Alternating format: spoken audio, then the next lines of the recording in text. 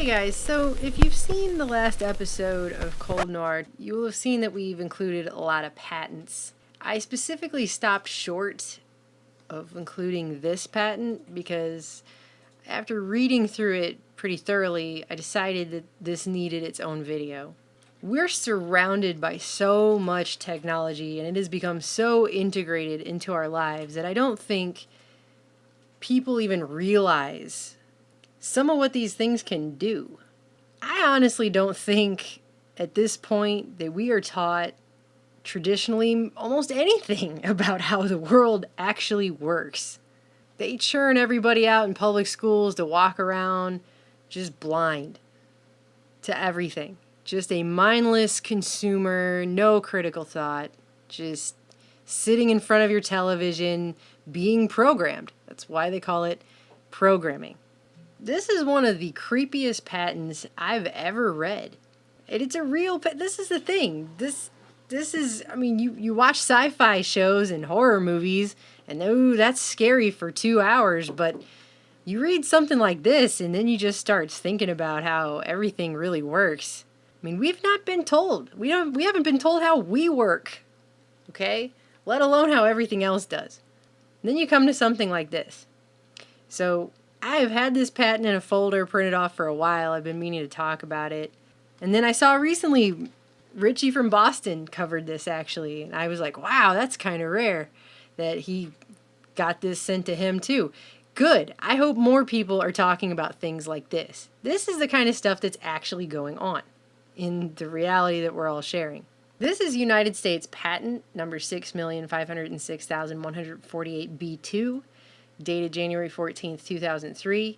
And this is the 10th in a series of patents by this particular man, all about manipulation of your nervous system, and in some ways remote manipulation, subliminal manipulation, and he ended with this one here, nervous system manipulation by electromagnetic fields from monitors. And I just wanted to go over this with you because this is a thing that exists, and it existed over a decade ago, well before they made the forced switch to digital, where they can layer the signals, and if there is anything strange in that, you're not going to see the interference, right? This has to do with physiological effects that have been observed in human subjects in response to stimulation of the skin with weak electromagnetic fields pulsed with certain frequencies near half a hertz or 2.4 hertz, such as to excite a sensory resonance. Many computer monitors and TV tubes, when displaying pulsed images, emit pulsed electromagnetic fields of sufficient amplitudes to cause such excitation. It is therefore possible to manipulate the nervous system of a subject by pulsing images displayed on a nearby computer monitor or TV set. For the latter, the image pulsing may be embedded in a program material or overlaid by modulating a video stream, either as an RF signal or video signal. The image displayed on a computer monitor may be pulsed effectively by a simple computer program. For certain monitors, pulsed electromagnetic fields capable of exciting sensory resonances in nearby subjects may be generated even as the displayed images are pulsed with subliminal intensity. In other words, you don't even know they're doing it. And then he has all these lovely drawings to go with this, which are just great. Actually, I have a favorite. It's this one right here. Remote computer, internet, her computer, her monitor, her. You see that? They can do this remotely and you don't even know that it's being done to you. And there's the kids. Gotta have the kids in there. Anyway, he goes on to say that the electric field in studies by Norbert Wiener, that would be the father of cybernetics back during World War II and the Cold War, was arranged to provide a direct electrical driving of the brain. That's what this kind of stuff is based on.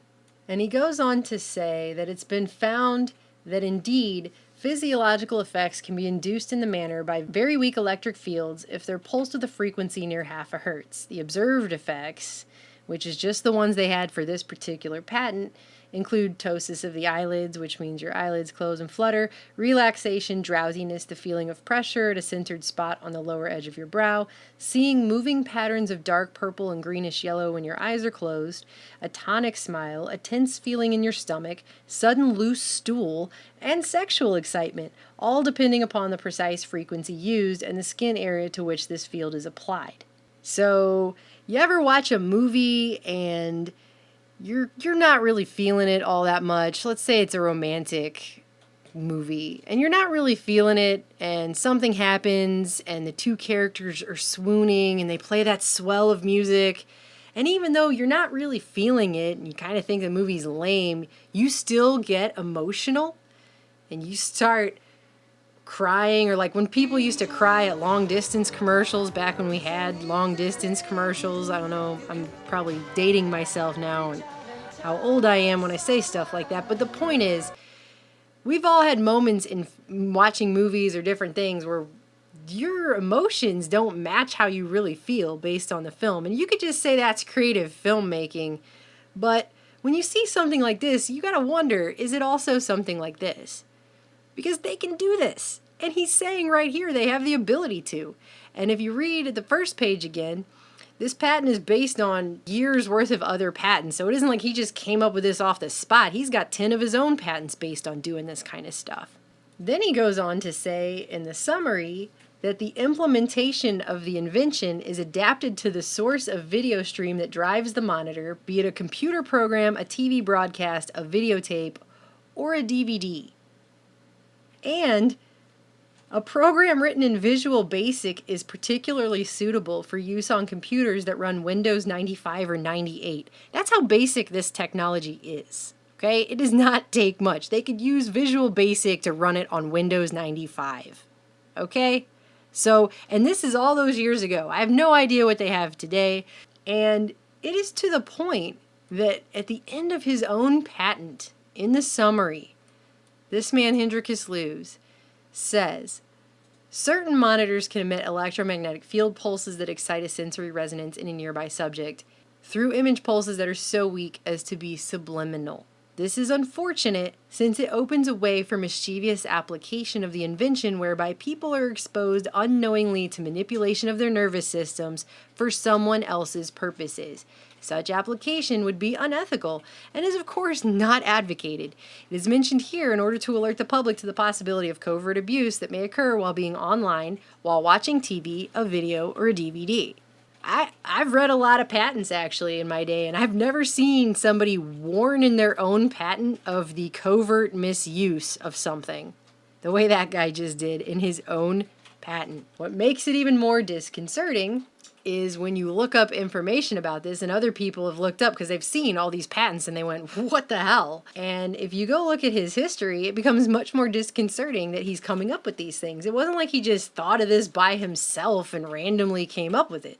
This is a guy who during the 50s was working with Plasmodine Corporation and then Douglas Aircraft's Advanced Research Department. Douglas Aircraft, of course, linked to Lawrence Rockefeller, lots of black Cold War projects going on with them. Then he went on in the 80s and started working on government projects as a contractor with the likes of the Department of Defense, the Department of Health and Human Services, and the Defense Advanced Research Projects Agency, DARPA. So that's Hendrikus Lewis, and they go on to say in this article that he had a website called qwave.com, but it's nothing more of a copy of a site. But I actually went back to the Wayback Machine and found the old website that this guy started.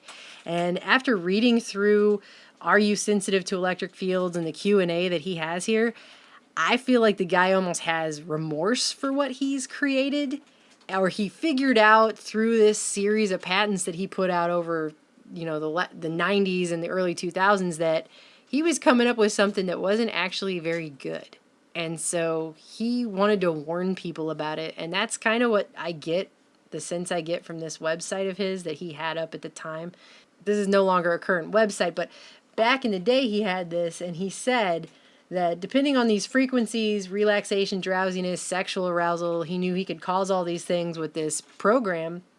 And he says that electric field pulses capable of exciting a sensory resonance can be generated by small insulated electrodes packed flat in the space of a credit card. So it doesn't take much for this. This can be just put right into the television monitor. It can be put right into your VCR, your VHS tapes. I mean, computer programs, anything. Computer monitors, whatever, right? Since we cannot sense the field directly, our nervous system can thereby be manipulated covertly for someone else's purposes.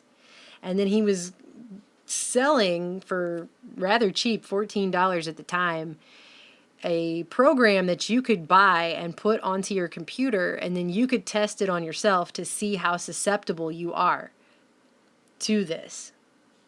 And that's what his whole website is about.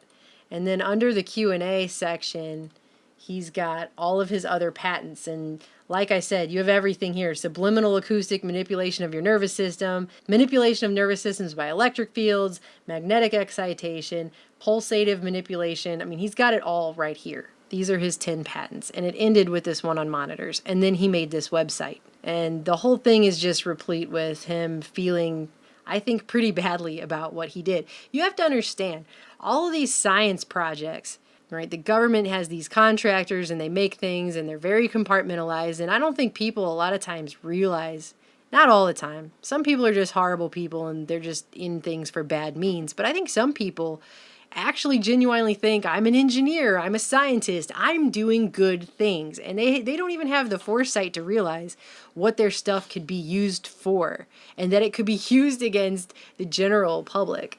That's what this patent is, and that's just one. There are a lot of others I'd like to go through. I have a whole thing of patents that I've printed off. I just have never had a chance to get to them all. But this particular one, it blows my mind because people just have no idea. We're walking around bathed in so much electromagnetic radiation right now, background.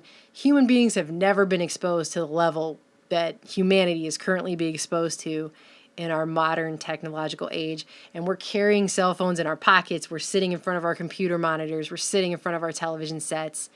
And people just don't have any idea the myriad uses that these things can be put to, all the stuff it can do. People are just blissfully ignorant. They don't know. And I personally don't want to go through life blissfully ignorant. I'd like to be informed. I mean, when I think of this, it reminds me of Videodrome.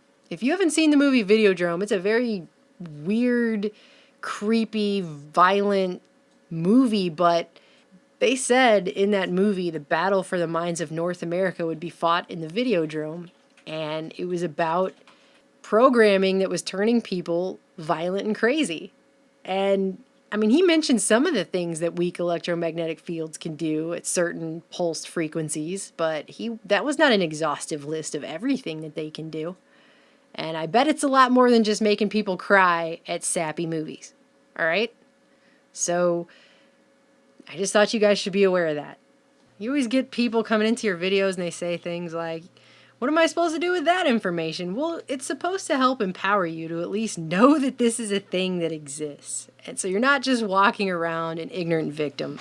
It's not supposed to scare you. It's supposed to empower you. I at least hope that that's what the videos that I make do.